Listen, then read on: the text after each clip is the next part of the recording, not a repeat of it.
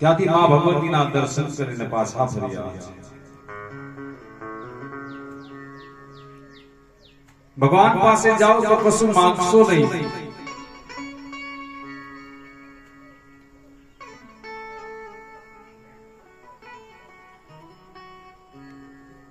भगवान कहे भोले तेरे चरणों की जरा धूल ही मिल जा, बोले तेरे चरणों की जरा धूल ही मिल जाए, बोले तेरे चरणों की जरा धूल ही मिल जाए. महादेव તમારા ચરણોથી થોડી ધૂળ મળી જાય તો બસ મારે બીજું કશું જોતું નથી. મહાદેવ મારા ચરણની ધૂળ તો તમને મળે, કઈ બીજું માંગો ત્યારે માંગી રહ્યા છે ભક્તજન. સુનતા હું તેરી કૃપા दिन रात बरसती है, सुनता हूँ तेरी कृपा दिन रात बरसती है, एक बूंद जो मिल जाए भोले का दर्शन पाए.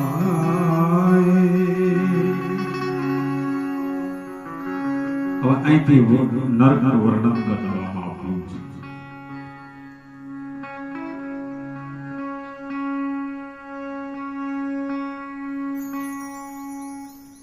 જે મનુષ્ય જન્મ લઈ ભગવાનની ભક્તિ નથી કરતા એને અંત સમયે બે પુરુષો લેવા માટે આવે છે, એક પાપ પુરુષ અને બીજો પુણ્ય પુરુષ. પુણ્ય પુરુષ પણ જીવને સજા કરે છે. કેમ કહે છે? તને પુણ્ય થઈ શકે એવું શરીર રૂપી સાધન આપ્યું છતાં તે પુણ્ય ન કર્યું, એની સજા તારે ભોગવવી પડશે. સવારે પણ મેં વાત કરી હતી કથામાં, દાનના પણ ઘણા બધા પ્રકારો બતાવવામાં આવ્યા. જીવ પાપ કરે એની સજા તો થાય છે, પરંતુ પુણ્ય કરે એની પણ સજા થાય છે. ભગવાને કેટલું સુંદર શરીર આપ્યું છે, છતાં પુણ્ય ન કરીએ તો સજા અવશ્ય થાય. જે માણસ ભક્તિ નથી કરતો એને અંત સમય યમદૂતો પકડીને લઈ જાય છે અને જીવને કર્મ પ્રમાણે અલગ અલગ નરકોની યાતના ભોગવવી પડે છે. એક નરક એવું છે જેમાં જીવાત્માને ગરમા ગરમ રેતી પર ચલાવવામાં આવે છે. જો ચાલવાની ના પાડે તો યમદૂતો એના ગળામાં ફાંસો નાખી અને ગરમા ગરમ રેતીમાં ધસડી નાખે છે. એક નરક એવું છે જેમાં ખાવામાં વિષ્ટા અને તરસ લાગે તો ગરમ તેલ આપવામાં આવે છે. એક નરક એવું જેમાં જીવાત્માને ગરમ ઉકળતા તેલમાં નાખી તળી નાખવામાં આવે છે. એક નરક એવું છે જેમાં જીવાત્માને લાકડીની જેમ કરવતથી ચીરી નાખવામાં આવે છે.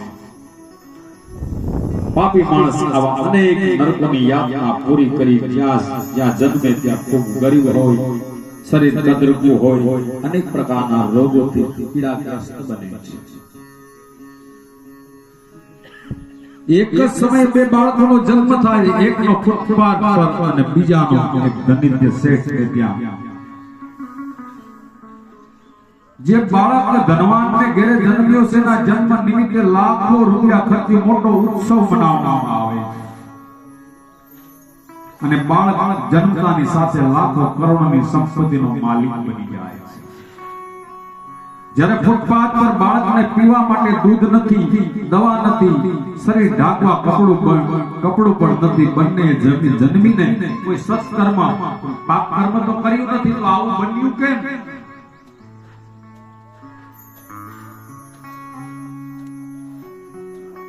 પુણ્યના હિસાબે પુણ્યાત્માનો શ્રીમંતને ત્યાં અને પાપ આત્માનો ફૂટપાથ પર જન્મ થયો છે.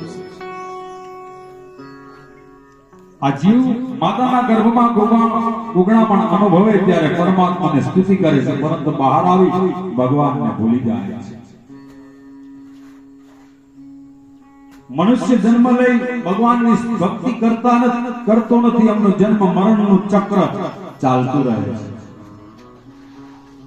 પુનરિપમરણમ જનનમ પુનરિપમરણમ પુનરિપજનની જઠરે શયનમ इस संसारं खल दुष्दारं कृपा पाह मुरारी भज गोविंदम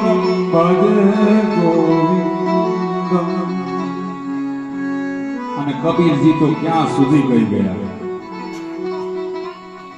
इस तन धन की को न बढ़ा देखत नयन में मीठी मिलाई हाड जले जैसे लकड़ी की फूली बाल जले जैसे घास की फूली अपने खातिर महल बनाया खुद ही जाकर जंगल में सोए कहत कबीरा सुन भाई साधु आप ही फिर डूब गई दुनिया भज गोविंदम भज गोविंदम।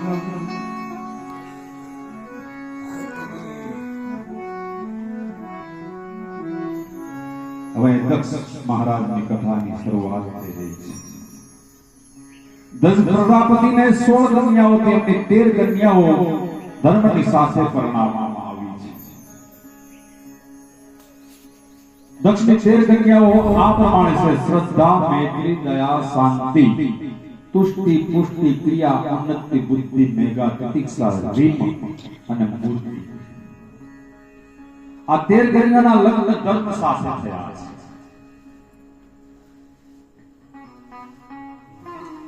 ધર્મની જે 13 પત્નીઓ છે એમના બધાના નામ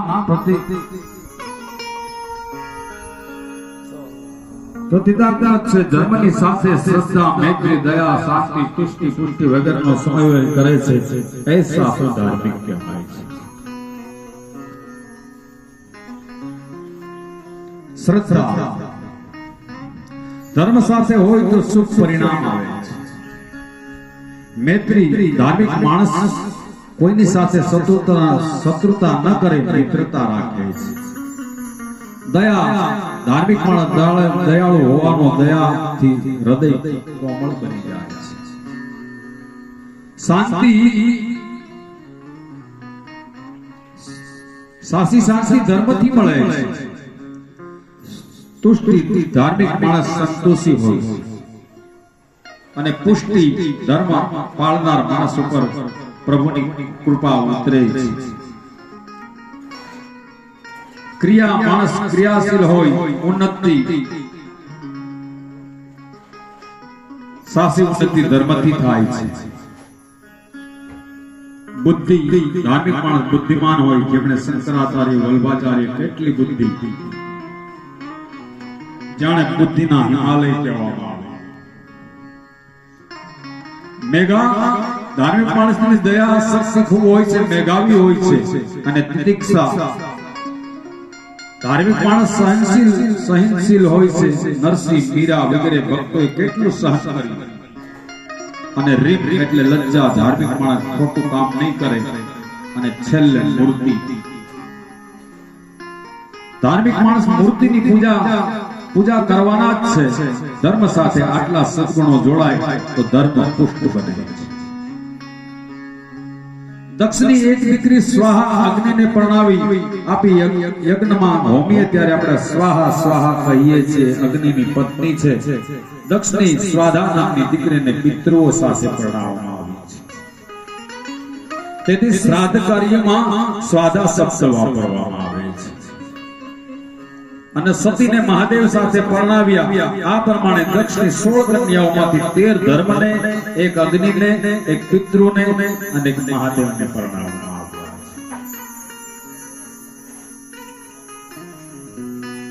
જે માણસ ધાર્મિક હોય, દયાળુ હોય, નિર્ભય હોય છે, કોઈનાથી ડરતો નથી. ધર્મ અને દયા અને મૂર્તિવા ભક્ત કવિ કુંભનદાસ થયા. એ વખતમાં અકબર બાદશાહ હતો. એની રાજધાની ફતેહપુર સિકરી, રાજસ્થાન. કુંભનદાસના પદો ખૂબ ઘણા. એક દિવસ અકબરે કુંભનદાસના પાલખી લઈ તેડવા માટે માણસને મોકલ્યો. કુંભનદાસે કહ્યું, હું પાલખીમાં નહીં આવું, ચાલીને આવીશ. કુંભનદાસ જતીપુરા રહેતા, ત્યાંથી ગોવર્ધન ધામ આવ્યા, ત્યાંથી મથુરા, આગ્રા અને ત્યાંથી ફતેહપુર સિકરી આવ્યા. અકબરના દરબારમાં હાજર થયા. ત્યાં અનેક ગવૈયાઓ હાજર હતા. અકબરે કહ્યું, કુંભનદાસ તમે કંઈક સંભળાવો. કુંભનદાસને થયું, સારું ગાઈશ તો પ્રશંસા કરશે ને વારંવાર બોલાવશે, એટલે એમણે ગાઈ નાખ્યું છે. भगतन को कहां सिकरी से का, भगतन को कहां सिकरी से का, आवत जावत पैया टूटी, बिसर गयो हरिना. आवा जाओમાં પગ તૂટી ગયા, પગના પગરખા તૂટી ગયા અને એની ચિંતામાં રાજા શું કામ બોલાવતો છે, એની ચિંતામાં ભગવાનનું નામ લેવાનું ભૂલી ગયો. જાકો દુઃખ દેખત દુઃખત દુઃખ ઉપજત, તાકો કરનો પડો પ્રણામ. જેનું મુખ જોઈને દુઃખ થાય એવા માણસને મારે આજે પગે લાગવું પડ્યું છે. कुम्मन दास लाल गिरधर के यहाँ सब झूठो दान भगतन को कहाँ सिकरी से काम. कुम्मनदास बोले हमारे सिकरी थी શું મતલબ? આવવા જતા પગના પગરખા તૂટી ગયા. અકબરની સામે ભરી સભામાં कुम्मनदाસે આ પદ ગાઈ નાખ્યું છે. કેટલા નિર્ભય એ અકબરની આગ વાગતી હતી. કડક સજા કરશે આવા માથા અથવા તો માથું કાપી નાખશે, પણ ભક્ત હશે એને ભગવાન સિવાય કોઈનો ડર લાગતો નથી.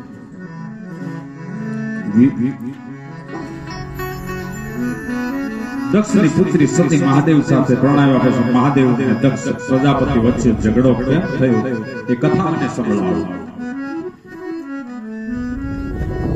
વ્યાજી કહે દક્ષને બ્રહ્માએ પ્રજાપતિ બનાવ્યા એટલે એને અભિમાન થયું. આ કથા રામચરિત્ર માનસની અંદર વિસ્તારથી બતાવવામાં આવી છે.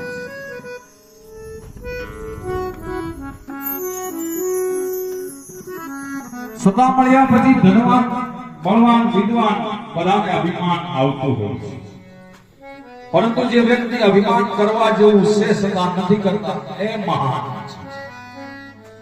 દક્ષને સતા મળી બ્રહ્માએ પ્રજાપતિની સભા બોલાવી. દક્ષ પ્રજાપતિ સભામાં ગયા છે. એમણે આવતા જોયા દેવો બધા ઉભા થઈ ગયા છે અને પગે લાગ્યા. ત્યાં બેઠેલા મહાદેવજી ઉભા ન થયા. દક્ષને પગે પણ ન લાગ્યા. દક્ષને ખરાબ લાગ્યું. બધા પગે લાગ્યા અને મારો જમાઈ મને પગે ન લાગ્યો. દક્ષને ક્રોધ આવ્યો. એને એનું અપમાન લાગ્યું. માણસ અહંકારી હોય એ ક્રોધી પણ હોય છે. મહાદેવનો ઈરાદો દક્ષનું અપમાન કરવાનો ન હતો. મહાદેવ શાસ્ત્રની મર્યાદાનું પાલન કર્યું. શાસ્ત્ર એમ કહે છે જે વ્યક્તિના પગ પૂજાયા હોય એ વ્યક્તિ પૂજનીય ગણાય છે. જ્યારે આપણે કન્યાદાન દઈએ છીએ ત્યારે આપણે એનો પગ પૂજ્યો હોય એટલા માટે પૂજનીય છે. કદાચ સસરા સાસુને પગે ન લાગે તો એમાં જરાય અભિમાન ન કરવું. મહાદેવ વિચાર્યું મારા સતી સાથે લગ્ન થયા ત્યારે દક્ષે મારા પગ ધોયા, તેથી નિયમ પ્રમાણે મારાથી દક્ષને પગે લગાય નહીં. પરંતુ કેટલાક લોકો માનના બહુ શોખીન હોય, એને એની અપેક્ષા જેટલું માન ન મળે તો એને ખટકે છે. કારણ એવો કોઈ દુનિયામાં જન્મ્યો નથી કે જેને સત્તા મળ્યા પછી અભિમાન ન થયું હોય. કેટલાક માણસો જે નથી મળ્યું એની ફિકરમાં છે, જે મળ્યું છે એનો આનંદ પણ ગુમાવીને બેઠા છે. દક્ષને બધાએ માન આપ્યું એટલે એ ભૂલી ગયા. એક મહાદેવે ન આપ્યું યાદ રહી ગયું છે. દક્ષને મહાદેવ બેફામ ગાળો આપી છે. શિવ મહાપુરાણની અંદર બતાવવામાં આવ્યું છે તમારા કહેવા માટે, તમારે રહેવા માટે ઘર નથી, તમે સંસારમાં પડ્યા રહ્યો છો. મહાદેવના માથે જ્ઞાન ગંગા છે. મનમાં કેવો દક્ષની વાત સાચી છે. બધી દુનિયા સંસારમાં જ રહે છે. આપણે ચાલીએ ત્યારે કેટલાય જીવ જંતુ મરે છે ને જીવ અને જ્યાં જીવ મરે અને ડટાય એને સંસાર કહેવાય.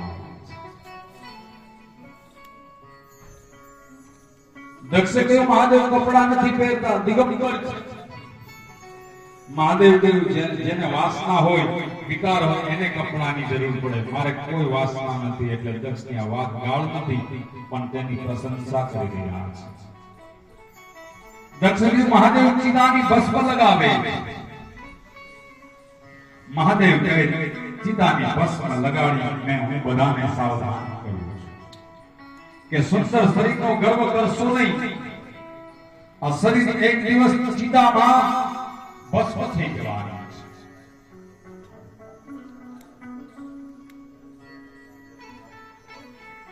અને જ્યાં સુધી આ શરીરની અંદર રામ છે, પ્રાણ છે, ત્યાં સુધી પછી તો આપણા સગાવાળા વૈયા ગયા પછી તરત જ છે કાઢી જાઓ, કાઢી જાઓ, કાઢી જાઓ. આપણી બેન દીકરીઓ છોકરાઓ કદાચ બહાર રહેતા હશે તો વાટ નહીં જોવે, બાજુવાળા એમ કે છે જલ્દી કરો ની હવારે ક્યારે આવે ક્યારે કાઢશું. કોઈ રાખવા માટે તૈયાર નથી. સદા પણ આ શરીર ઉપર આપણે અભિમાન કરી રહ્યા છીએ. આ કાયામાંથી હંસ લો રે